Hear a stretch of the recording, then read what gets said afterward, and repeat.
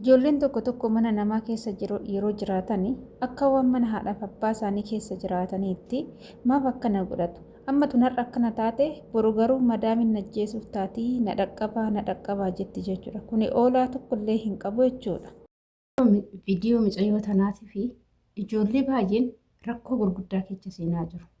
Madaamonni isaanii viidiyoo kana itti agarsiisuudhaan atis kana yoo goote wanta ati hojjette hundumaa hin nyaannu. Mana keenya keessas sin jiraachifannu. Harka kee qoxxoof godhe.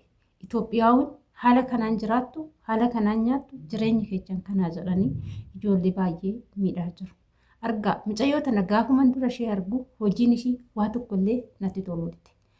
Wantoonni ishiin hojjettu baay'ee waan nama qaanichuu fi waan nama saalfachiisudha. Ijoolleen kuuwwan nyaata kana akkana godhuu miti, wanta madaamii akkana godhuu miti, mana madaamii keessa akkana godhuu miti.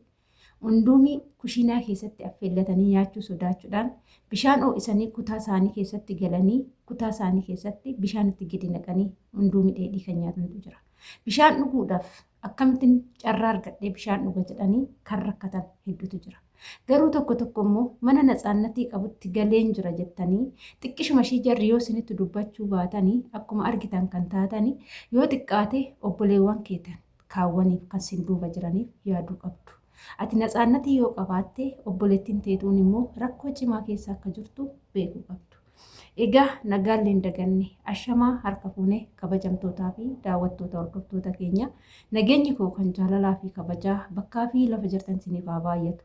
Anis obboleettiin keessan bakkaa fi lafa hin jirutti waaqayyoof galannaa ga'uu nagaa fayyaa kootidha. Egaa kan ijoolleen keenya tokko tokko akkuma jalqaba sinii ibsu yaaletti jechuudha. Ani waleen teessan waan badaa sin hojjedhu, waan badaa sin jaaladhu. Namnis akka miidhamu hin barbaadu. Obboleewwan keenya kamiinuu akka miidhaman hin barbaadu.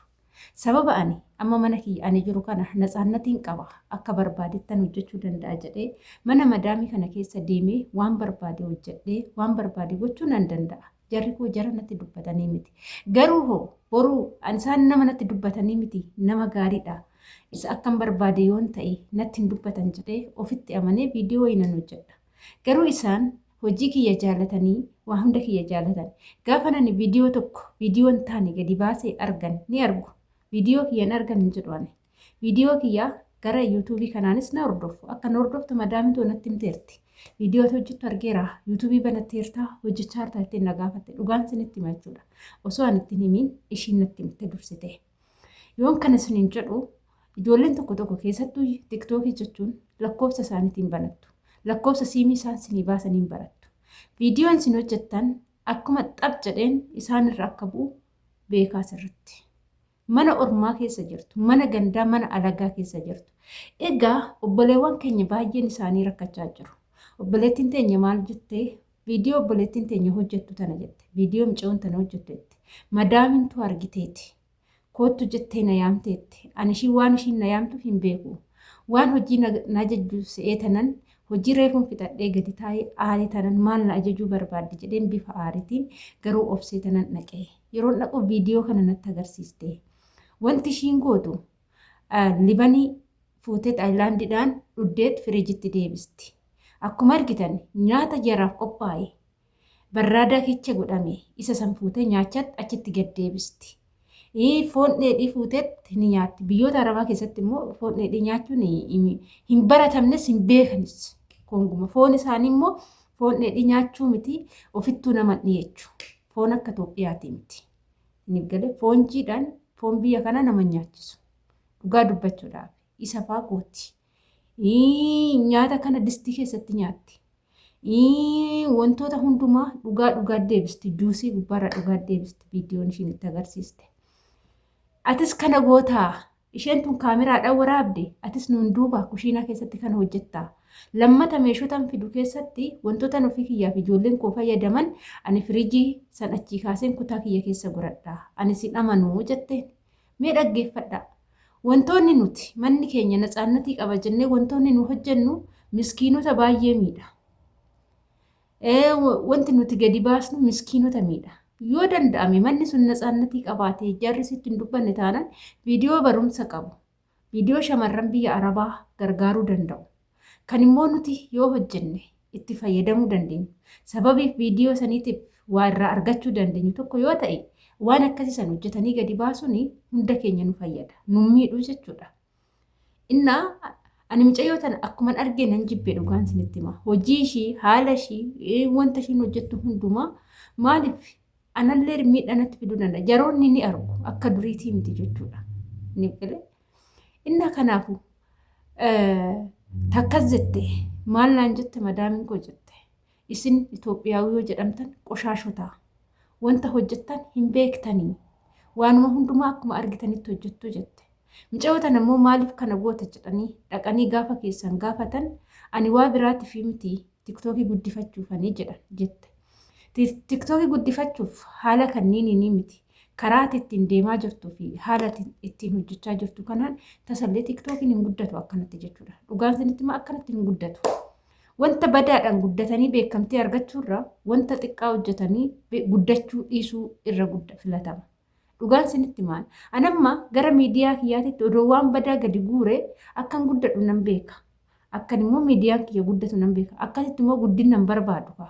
Guddinni akkasii na guddisa malee beekumsa malee beekamtii argachuun miidhaa guddaa namatti fida. Ni galee beekumsa tokko hin qabdu taanaan beekamtii argattee addunyaan si beekte yoo ta'e waan tokko yoo si gaafatan deebii kennuu dandeechuu jechuudha.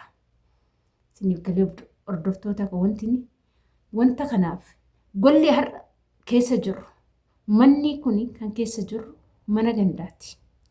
Nuti maallaqa isaan irraa argannee mana dhuunfaa keenyaa ijaarranna jenneeti kan isaan biratti xaaraa jirru jechuudha. Wanti beekuu qabnu immoo maaliif mana kana keessa jirra? Alaamaan koo maalidha? Viidiyoon taane gadi baasee madaamii ofitti kaasee booda ishiin tiikeetii natti murtee osoo hin beekin kana galchitu moo waan gaarii hojjedhee akka ishiin yoo nan gala jedheen akka ani biraan deemne akka boochuu gochuun qaba jettanii adda baasuu qabdu. Yoo ati waan gaarii hojjette, yoo hojii kee jaallatan, yoo dalagaa kee jaallatanii nan gala yoo jette akka digaltu siin eeyyamani. Maallaqa sii daballaa, mindaa sii daballaa. Namni mana keenyatti si tuqu jira, namni si miidhu jira. Kanaafuu nuti immoo waan ati barbaadde hundumaayyuu sii kenninaa ati taa'ii dabaladhuuti nuti si barbaanna siin jedhu. Waan badaa ni hojjetta yoo ta'e unkaan ni dabaladhu taa'ii miti. Sa'aatii san osoo kontiraata kee hin fixatin osoo sitti himin tiikeetii sitti muranii osoo ati waan takka hin yaadin yallaa siin jedhanii gara biyya keetii si galchu. Abjuu fi kaayyoon ati manaa baate sun wanta ati hojjetachuuf manaa baate sun karaatti hafee biyyatti galta. Biyya Arabaa immoo bu'aaca'ii hedduu keessa darbaniiti kan as geenye malee hundi keenyaan nutti tolee akka barbaanne taanee miti jechuudha. Yeroo ammaa kan dallaalaa argatanii biyya Arabaa dhufuun baay'ee ulfaate. Ijoollee baay'een dallaala jedhanii karaa deemtuun dallaala sii ta'e jettee asiin geechee gurguratteeti taphachaa jirti. Kanuma argaa jirtan. Mana gaarii argattanii carraa gaarii argattanii gadi jettanii hojjechuu dhiistaniitti waan hin taane miidiyaadha tiktookiidha yeroo qabaattan dhugaan isinitti maali kanarra deddeebi'ee tanan wanti isinitti immoo yoo yeroo qabaattan yoo isinitti kan tolu ta'e yoo haala qabaattan jechuudha wanta biraallee hojjechuu yoo dadhabdan wantuma miidiyaa irratti darbu kana yaada irratti dabarfachaa yookaan immoo viidiyoo warroota tiktookii laayivii ta'anii waan gaarii haasa'an waan gaarii hojjetan warroota akkasii yoo intarneeta gahaa qabaattan viidiyoo san waraabbachaa chaanaalii mataa keessanii yuutuubii mataa keessanii banattanii isuma namni tiktookii irra taa'ee haasa'u san isuma san yoo gadi fiddanii gadi dhiistanii dhugaan isinitti himaa innuu isin guddisuu danda'a. Ijoollee baay'eetu viidiyoo mataa isaaniitiin viidiyoo tiktookiitiin beekamtii argatanii eecha ga'an oddoo ofii isaaniitti gadi ba'anii guyyaa takka hin dubbatin jechuudha. Yoo yeroo qabaattan chaanaalii mataa keessanii banachuudha. Yoo yeroo hin qabaanne garuu zib jettanii teejanii hojii madaamii hojjechuudha.